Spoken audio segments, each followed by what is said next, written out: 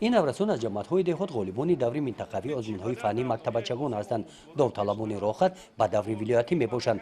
به دوری ناحیوی آزمون با تئوری جدی آمده دانش و مهارت ذهنیشان را اکنون میسنجند.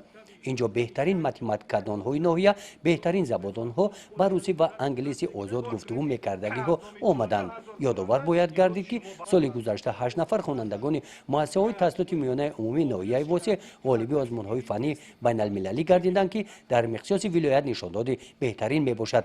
انتخاب دشوار باشد هم تنها بهترین‌ها به دوره ولایتی راه می‌یابند. تاکید نمودند رهبران آزمون. رهبریت شعبه معارف و حکمان آزمون برای دریافت بهترین‌ها در مؤسسه تحصیلات میانه عمومی رقم 53 مکان برگزاری آزمون همه شرایط‌ها را مهیا نمودند. ما در 4 منطقه المپیاد مکتبچگان رو از 12 فن‌های تعلیمی گذراندیم و نتیجه دور دوم نشون داد که شوق و رغبت خوانندگان نسبت علم آموزی به نهایت بسیار شده است و در دور دوم 125 نفر با دور ناحیوی رخصت گرفتند که امروز در مؤسسه تحصیلات میانه عمومی رقم 53 دوری سوم المپیاد مکتبچگان ناحیوی گذشته شده است و المپیاد در یک سطح معین در سطح ضروری و خیلی شفاف عین زمان گذشته شده است.